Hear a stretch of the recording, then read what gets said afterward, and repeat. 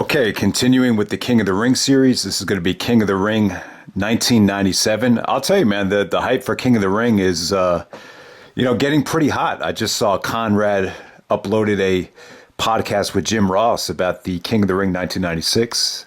They also did a rewatch with Kurt Angle and Conrad rewatching the Shane McMahon classic from King of the Ring 2001. You got to wonder, maybe the hype for King of the Ring is getting so hot that they might change the pay-per-view from Hell in a Cell to King of the Ring. But, that's probably not going to happen. But, anything can happen in the World Wrestling Federation, as Vince McMahon likes to say. But let's get right down to it. King of the Ring, 1997. Very, I would definitely say an underrated show.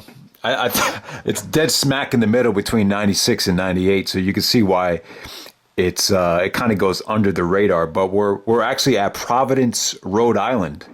About 13,000 fans here. The success of Stone Cold Steve Austin, I think you can see it paying dividends in terms of ticket sales, because this is a lot higher attendance than some of the other King of the Rings.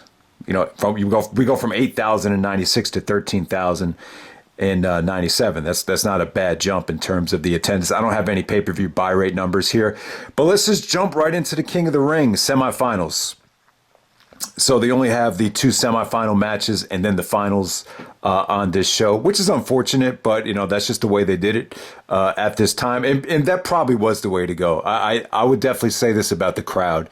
I think the bigger crowd you get, sometimes they're a little bit more, I want to phrase this the right way, but they're a little bit more impatient. They're not like diehard wrestling fans, so they can easily be bored. If you notice, a lot of the boring chants would happen when you have larger crowds. And that's exactly what happened on this show during the finals of the King of the Ring.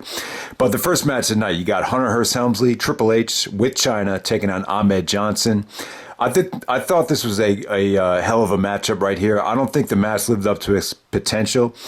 You could definitely see a lot of competitive spirit between, Triple H and Ahmed Johnson. Triple H almost seemed a little bit intimidated, like from a real life perspective in this match. And you kind of got the sense that Ahmed was a little bit frustrated that he had to, do the job for Triple H. But I don't think it hurt the match too much. I thought this was solid.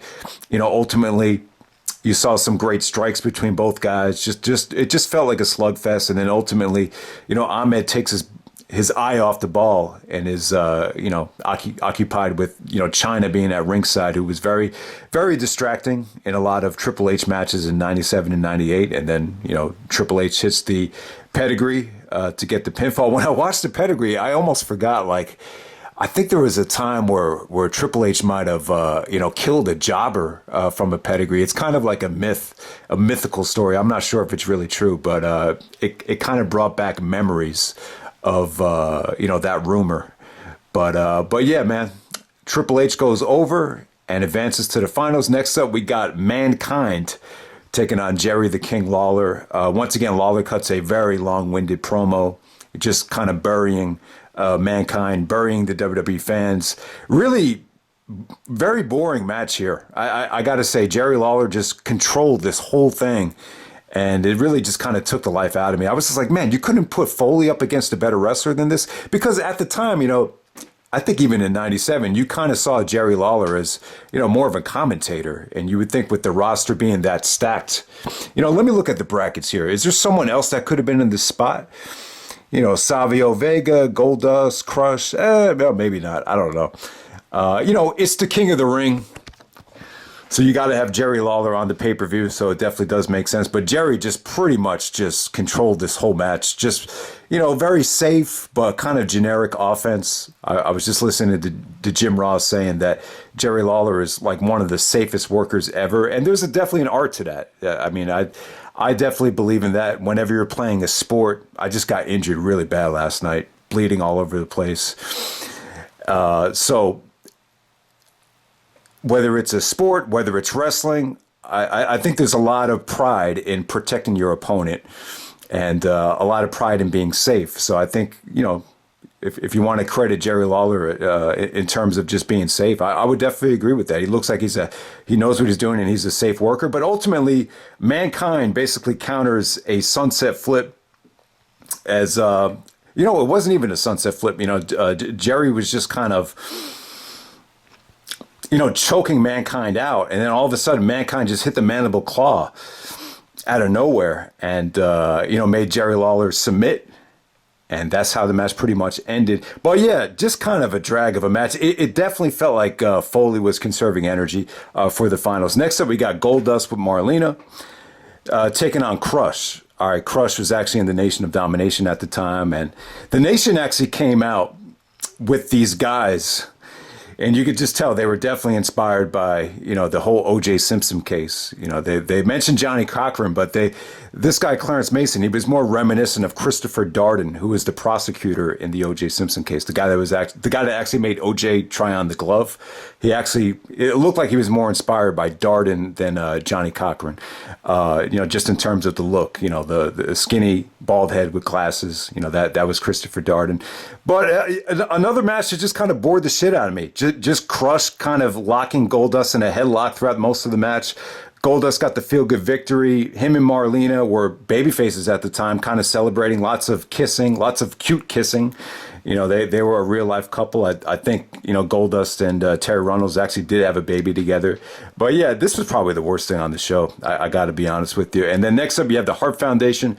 British Bulldog, Jim the Anvil Neidhart, and Owen Hart. They had a fun promo before the match, taking on the Legion of Doom and Sycho Sid, who I believe Sid was making, his last, might have been his last pay-per-view appearance with the WWE at this time. And I thought this was a good six-man tag match. I thought, Hawk and Animal looked solid. The fans were into them.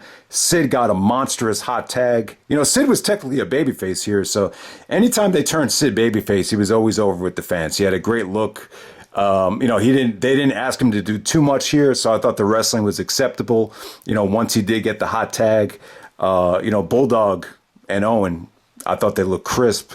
I thought everything, the Hart Foundation at this time was just a lot of fun. Yeah, British Bulldog, Jim the Anvil Neidhart, Owen Hart, Bret Hart, Brian Pillman. Bret even said that these were his favorite days in the WWF. And it's ironic that he ended up getting screwed later on that year. But, just being around all that family and all those friends, it just looked like Bret was at an all-time comfort level at that time. But yeah, the ending was kind of weird to me. Basically, Sid got the hot tag, but then Owen actually jumps off the top turnbuckle, does a sunset flip to Psycho Sid, and gets the clean pin over Sid. I guess it just kind of felt to me like, this was Sid's last obligation, and, they wanted him to, they kind of pleaded with him to do the job on the way out. That's how it kind of came off to me. But yeah, a solid six-man tag match, but nothing great.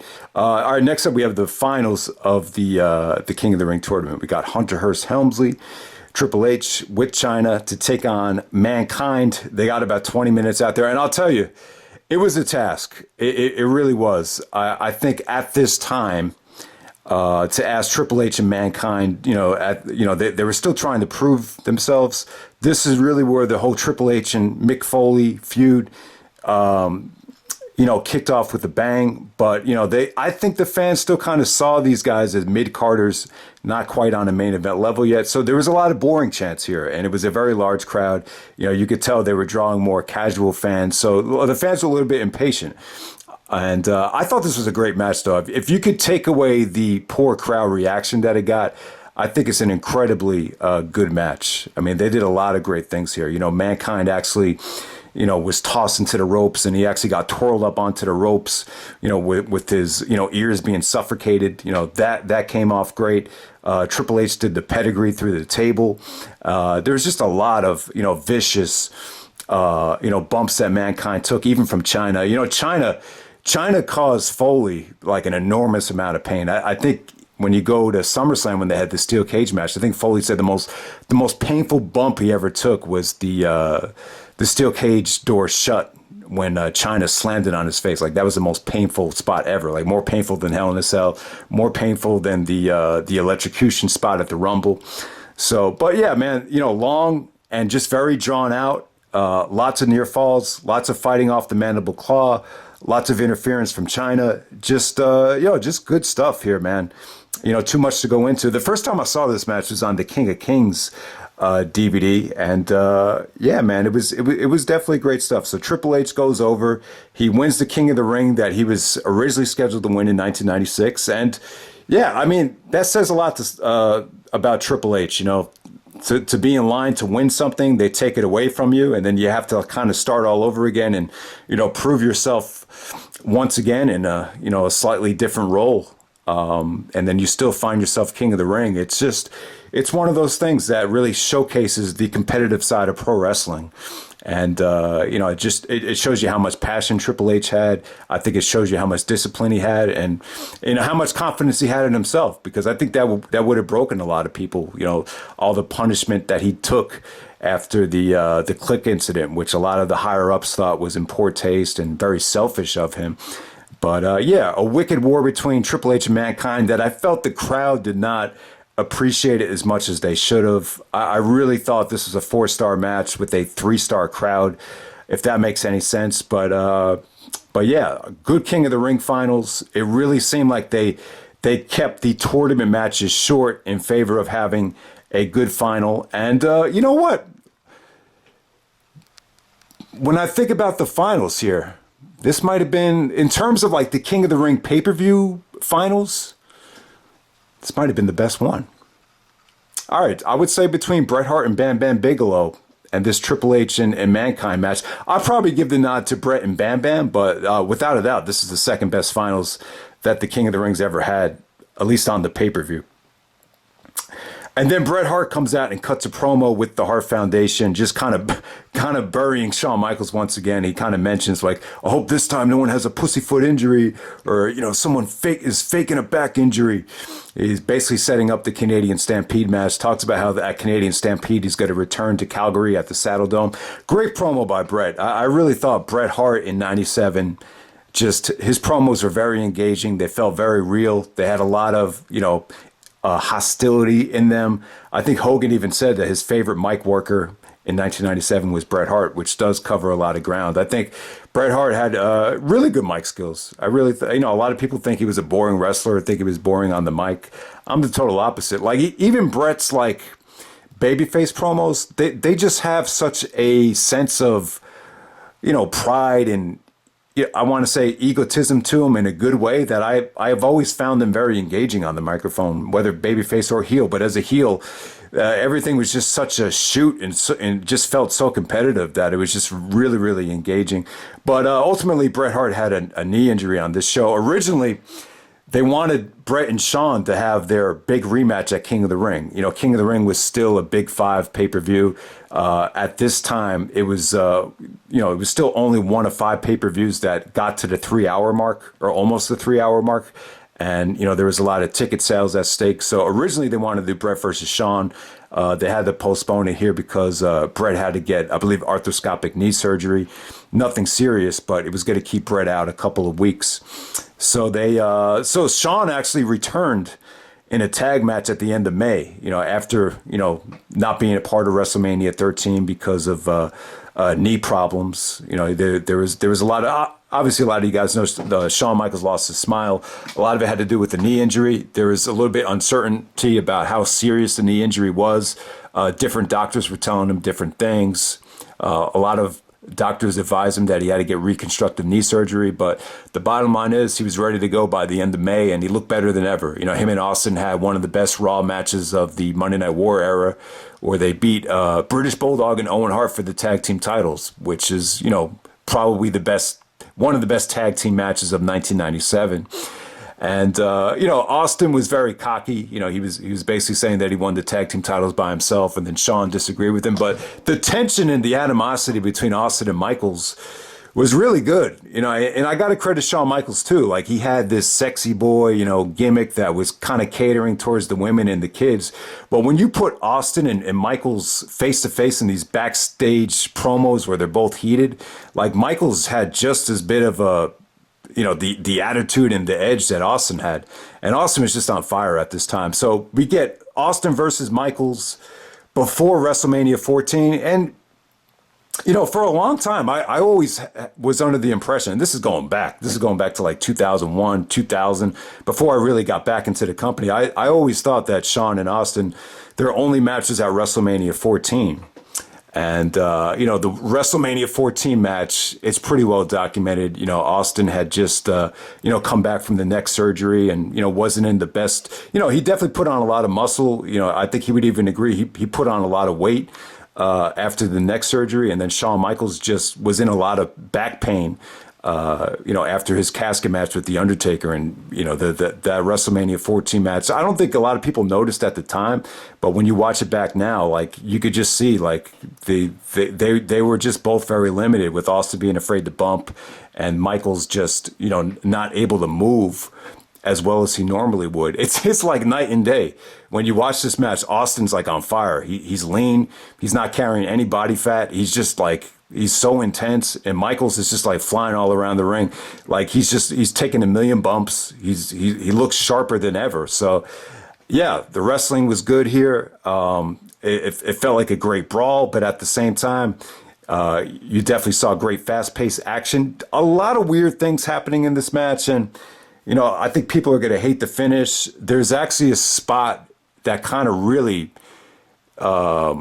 interrupts the flow of the beginning of the match. There's like a Special Olympian, kind of a mentally disabled youngster that was a Shawn Michaels fan, was trying to get into the ring, and then Shawn had to kind of escort him away. It was just kind of weird, if anyone remembers that. But once they got wrestling here, man, it was just, just great stuff. It definitely had like a Flair versus Steamboat type of feel to it. And Austin said numerous times that him and Shawn had like some classics at house shows. And this would have been a classic, but, at the time, there was no title on the line. They're in a war with WCW. You got to overprotect guys. So there was actually a referee bump. And then Austin actually counters the super kick into the stunner. There's no referee to count the 3 count because referee Tim White is knocked out. So Austin's upset that the ref is knocked out and picks him up and then stuns him. Another ref comes out after Shawn Michaels hits with the super kick, doesn't count the pinfall in time. Then Shawn beats up that referee, and then Earl Hebner comes out and just calls it a double disqualification, a no contest. Almost. What could have happened in Montreal, kind of this double disqualification. Let's have the whole thing end in a big schmoz, as Bret Hart would say. But yeah, man, I'll just tell you, if you haven't seen this King of the Ring 97 match between Austin and Michaels, I feel like it's underrated. Even though it did happen at the King of the Ring, I just feel like the match was kind of lost in the shuffle for years. And it wasn't until they started putting matches on DVD compilations where a lot of people were finally able to see it. But yeah, I thought it was great. I think it was really it was a nice test too. It was a nice test for Austin. It was, this was the kind of match where a lot of the older guys and the male demographic was pretty much pro Austin, but Michael still had all the support of the little kids and a lot of the women. Obviously, a lot of the women were very attracted to Shawn Michaels for obvious reasons. So you still had that going on. It was kind of a test to see, where Austin's popularity was at the time, even before you started doing all the, Vince McMahon and, the whole, Austin flipping off his boss and all that type of stuff. So, yeah, man, good match. And, you got 2 of these, ultra competitive stars in their prime in 1997. I'm just in love with this core in 97 with, Shawn in 97, Austin in 97, Bret in 97. I don't think you'll ever find one year where you had 3 guys so competitive, so, just so on fire, just all at one time. And I think that's what made 97, in my opinion, probably the most engaging year of the 90s, which I think a lot of people would agree with. And then the main event, we have The Undertaker defending the World Wrestling Federation Championship. Coming out there with Paul Bearer to take on Farooq of the Nation of Domination. So the Nation of Domination at the time, they were very inspired by the Nation of Islam. And you could definitely see they were very inspired by the O.J. Simpson trial, as I alluded to with the Christopher Darden reference. But Farooq basically proclaimed that he was going to be the first African-American champion in WWE history here. So that was really cool. I believe he did win it in WCW as Ron Simmons. So they did build that up. You know, the whole Nation of Domination is very, you know, Nation of Islam inspired. So it would have been cool, but Taker is the champion here with Paul Bearer. The storyline was that if Taker lost the championship, then Paul Bearer will reveal the secret and expose the Undertaker. I'm assuming that the secret was that, you know, Kane is still alive, you know, Undertaker's long lost brother. So they were, as soon as Taker won the belt, they started building up the whole thing with Kane. As soon as Taker lost the title. So yeah, you know, Taker versus Farooq, it's a tough main event. You know, when you're at war with WCW and you're asking The Undertaker to main event one of the biggest pay-per-views of the year with Farooq, and, you know, to expect something great, I think is asking too much. I think even if you put Shawn Michaels or Kurt Angle in his prime in the ring here with Farooq, I can't say that you're going to get an astronomical main event that's going to, you know, make people want to go out of your way just to see this match. But, you know, it was cool, though. I thought Taker delivered an acceptable main event. I thought he looked athletic. I think, it's funny, you know, this is really the only time Taker was able to run with the title for months and months and months. And, it came off pretty cool. And, Farouk's offense was basically generic, standard. Taker actually does a coffin drop to the Nation of Domination, which I did not expect that. But, you know, as we know, Darby Allin uses that in AEW. To see a bigger guy actually do the coffin drop out of nowhere to take out the Nation, that was pretty cool. And, so Taker, you know, beats Farooq with the tombstone after some of the Nation guys start fighting with each other. And then, after the match is over, Paul Bearer, you know, Taker is actually afraid that Paul Bearer is going to reveal this secret. So Taker keeps on choke slamming Farooq over and over again at the order of Paul Bearer. And I don't think that's a bad storyline at all. It kind of shows the human side of the Undertaker. I kind of found that engaging. But then all of a sudden, Ahmed Johnson comes out and kind of says, "That's a human being you're doing that to. That's a human being." And so we have this huge confrontation with Taker and Ahmed Johnson. Ahmed hits Undertaker with the Pearl River Plunge, which kind of gets a babyface pop. But ultimately, I believe Ahmed actually joined the Nation of Domination for a short time, before The Rock was cleared up and, recovered from his injury that he suffered during the summer of 1997. But that's pretty much how it ends right there. Taker retaining the title in the summer of 1997, June 8th, 1997, King of the Ring. I would say that this is a solid pay-per-view.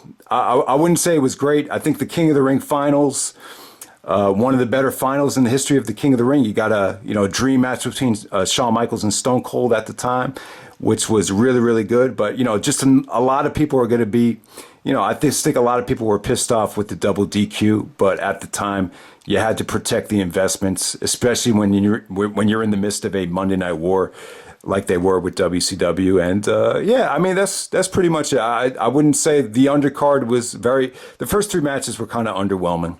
But the Hart Foundation tag match was solid. The King of the Ring finals was really good. Austin and Michaels, in terms of the way it looked, it was the best work that they've done together in front of a camera from what I've seen.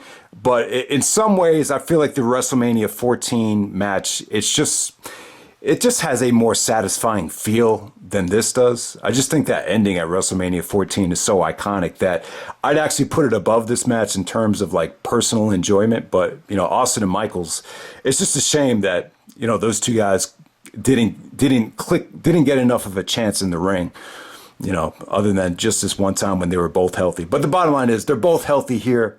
And this is the only time you really got both of them healthy. And, Taker and Farooq in the main event, it's just kind of, it's an average WWE main event. That's all I could pretty much say about it. But that's King of the Ring, 1997.